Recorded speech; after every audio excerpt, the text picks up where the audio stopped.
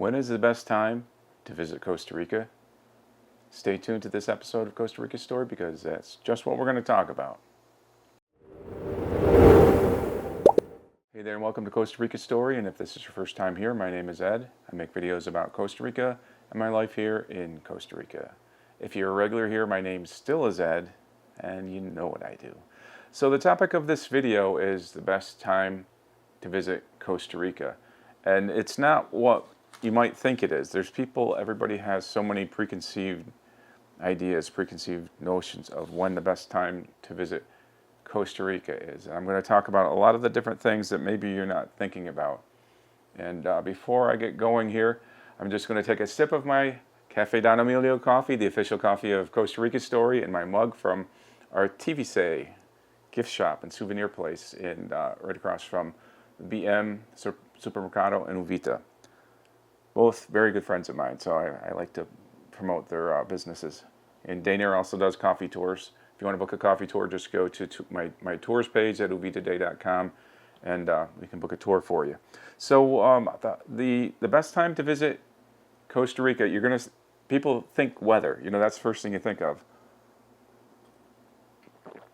So if you're thinking weather and you want it, and your idea of perfect weather is no rain, that's in this area. You're gonna come and like mid-December till into March. That's usually the driest part.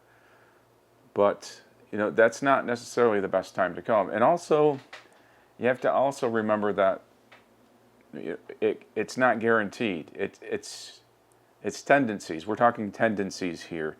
And I'm going to use my glasses. I always say that I'm going to wear my glasses for a video, but I don't usually keep them on. But I'm going to do that because I've got a lot of stuff written here on the iPad. I'm trying to go high tech here with the iPad and get into the latest century, whatever century we're in now. I'm trying to join the rest of the world by using my iPad instead of writing down notes. But I still have my notes written down. So, all right. So, typically mid-December to April. See, I'm taking the glasses off already. That's when people seem to come here because they don't want it to rain at all during their vacation, and that's understandable. I understand you got a certain amount of time to to spend here. You want it to be enjoyable. But the thing to remember is, and I preach this all the time, it doesn't always rain all day long. The tendency here, like this is October, this is the rainiest month statistically in Uvita, Costa Rica. And most mornings here, not every morning, most mornings here, it's dry. Like this morning, it's a little bit cloudy. It's almost 10 o'clock in the morning, and there's been no sign of rain yet. But yesterday afternoon and evening we had rain, quite a bit of rain. But that's the pattern. If you can work with that pattern, it makes it a lot easier if you want to come and visit during the green season, or the rainy season, or the low season. There's so many different names for that. So we're talking weather here, and the thing is, it's different on the Caribbean side. It's almost inverse, but we'll get to that point. But I want to get to the pros and cons of visiting during the typical busy season. So of course the busier season, you have higher prices, and it's harder to book your tours. It's harder to book your accommodations. You have more crowds. You know, Manuel Antonio is crazy that time of year. And also one thing you may not think of, during the dry season here in the Uvita area and all along the coast here, the Pacific coast, it's a little bit drier. So obviously the vegetation is not going to be quite as lush.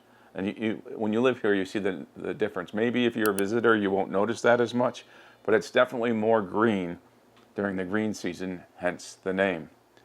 And there's a lot of things I like about the rainy season, the green season, the low season, other than the things I mentioned. I mean, I just love a big downpour. If I'm not driving, if I'm at home, and just watching a Costa Rican full out toad strangling downpour. And there are disadvantages to that too. If you're home, there's a chance that when it rains that hard, a lot of times the power goes out because trees fall over because the roots get saturated and they fall. That actually happened here last night on our driveway. A tree fell over the road and we had to go, and me with my saw, Victor with his machete, and another guy had a truck, and he hooked the truck up to the log, and I cut it. I've got a really good handsaw. It cuts really fast, and I cut that, and Victor whacked it a few times with his machete, and we cleared the way.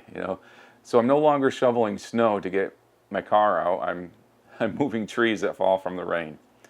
So that is another thing to think about too. If you come during a heavy rainy time like October, and you do have to travel long distances, there's a chance that you'll have to deal with road problems, because when it rains hard like that can happen. But it's usually, not always, but it's usually something in the afternoon. So if you do come here during the rainy season, or if you do come here anytime, traveling early in the day is the best way to go about things, in my opinion. So back on with the glasses so we can get on with the notes. So we're going to talk about the green season. And the green season, I mean, here in Uvita, we could call the green season anywhere from March all the way around, coming back into December, the beginning of December. So we'll call that the off season, the green season. So you have some advantages there. It's of course the lower prices, fewer crowds, the lushness, and also like this time of year, you see different kinds of wildlife different times of year. During the busy season, yes, there are a lot of snowbirds that come down with the snowbird people. So there's a lot of there's probably more diversity of birds, like in maybe January and December. But I'm not a bird expert. I'll have to talk to some of my bird friends on that. But I know in general there's a lot of migrating birds that come during when it's North America and Europe. When that's cold, we get a lot of their birds come here to keep warm. So so we get that going. So let's talk another thing. It's not just about weather. It's not just about the lushness and things like that. You have to talk about some of the holidays here. And of course, you're familiar with your holidays. So if you're in North America, you've got your Christmas holidays, and the spring break, like in March, that can be busy here with gringos that come. But you need to be familiar with some of the Costa Rican holidays. I have the Costa Rican school. Let me give you the Costa Rican school year. The Costa Rican school year, there's a few different kinds of schools here, but a traditional Costa Rican school, they start, like here, I think it's February 6th is the beginning of the school year, which makes a lot more sense than it was back in the U.S. So they start February 6th, and they go the second week in December is when their school year is over. So the second week in December until February 6th, that's when Costa Rican schools are off. So there's a lot of people in this area. You get a lot of people from the cities coming down to spend time at the beach here. So like Christmas time is really festive. Where I'm from, you don't think of Christmas as a beach holiday, but here it's definitely a beach holiday. It's just a time for family get-togethers, and what better place to get together than at the beach? So you'll see a lot of that. So it's not necessarily a time to avoid, but if you want to avoid crowds, you can avoid that time of year. But if you really want to embrace Costa Rican culture, if you really want to be with the people that live here, that's a good time to come and going to a place like Playa Ventanas during Christmas, or like Semana Santa. We'll get to Semana Santa in a minute. But still on with the Costa Rican school year, the second week in December, school is done. But there's also a there's for the first 2 weeks in July, the Costa Rican schools have their mid-year recess. So that's the time when people like to travel. So we got like holidays. We have New Year's Day, of course, March, Semana Santa. Let's see if I have that better in here. So Christmas and New Year's, you know, that's obviously big everywhere. And Easter week is way bigger here than it is back in the States or Europe, because they celebrate a week called Semana Santa. That's the week leading up to Easter. And that's a huge beach holiday.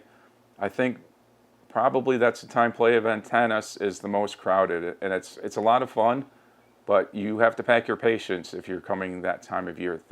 Rental cars are going to be more expensive during that period. Any of these periods, rental cars will be more expensive. It'll be probably more expensive for your hotel.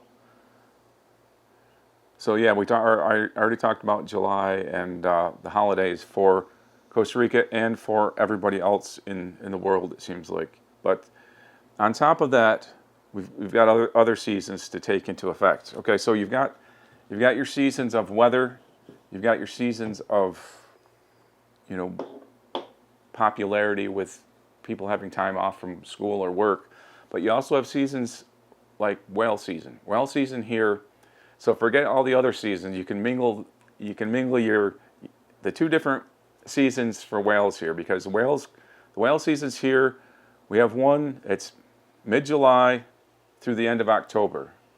That's one whale season. The other one is late December through late February. That's the second whale season. And if you want to have, you have a whale season that you can participate in during dry season. You have a whale season you can participate in during the green season. So you have all these factors to make your trip just the way you want it to be. But I shouldn't say that, because weather is weather and it does what it wants to do. But I mean, usually the tendencies are, you know, what you can go by. So if it depends on what your priorities are. You know, if it's all about the beach and that's what you're interested in, you know, by all means, it's mid-December, January, February. Here in this area, that's when you're going to have the most sunshine and lack of rain. And when I say sunshine and lack of rain, people think of that as a good thing. And to me, I don't think of that as a good thing. I like sunshine, but if you're out walking in Uvita on a sunny day in January and a cloud comes over, you're just so thankful for the coolness of that big, beautiful cloud coming and protecting you from that harsh sun. So, you know, keep that in mind. It's definitely overrated, I think. I think the dry season is overrated. Another problem with the dry season is the waterfalls and the rivers are lower and the roads are dustier. For example, there's a beautiful waterfall by Cafe Don Emilio, San Luis Falls, and right now that thing is going like crazy. It's beautiful. It's a wonder. But if you come, I've been up there in like January and February when it's dry, and all it is, it's just a rock wall with a little bit of water trickling down. And the roads are dustier during the dry season here in Uvita.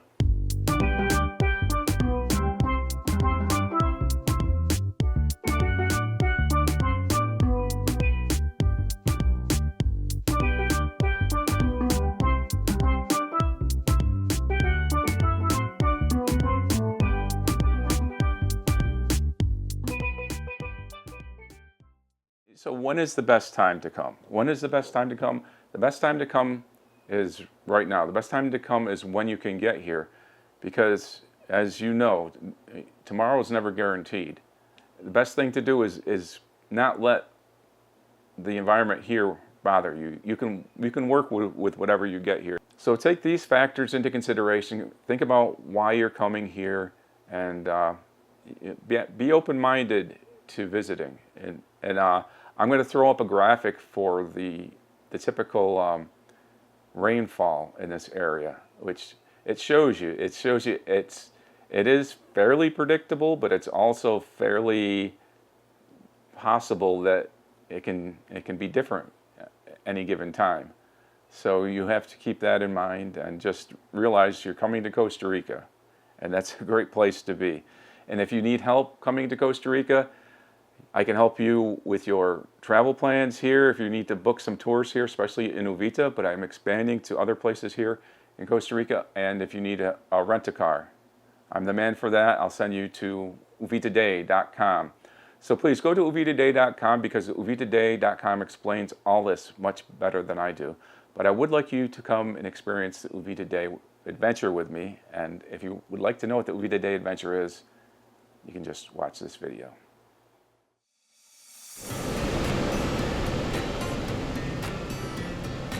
I would love this. So are you ready? Are you ready to come to Uvita and experience the Uvita Day Adventure?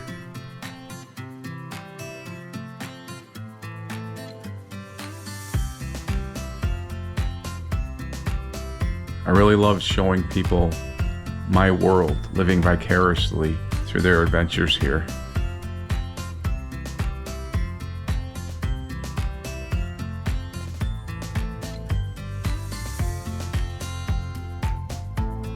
We can hit a lot of the popular attractions,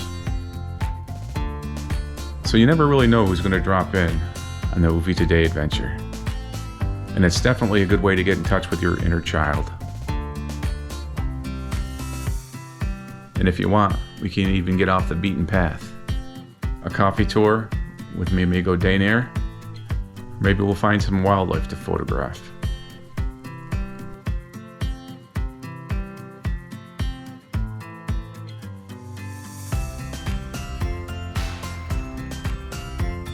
Visit to the farmer's market, making some new friends.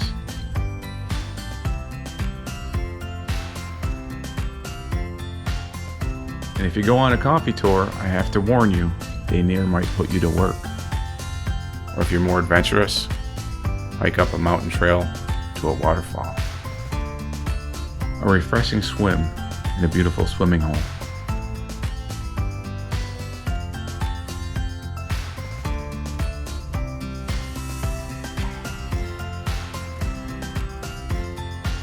But there's a lot to see, and there's a lot to do. Make new friends, see some cool things,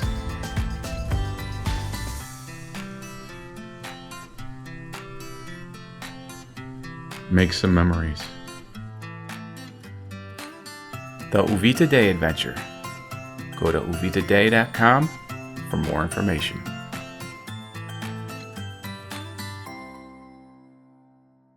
Hopping into a beautiful swimming hole. Another thing we can do on the Uvita Day Adventure. But that's all I've got for this edition of Costa Rica Story. Make sure you like if you liked it, subscribe if you want to, but most importantly, share this video and this channel with a friend.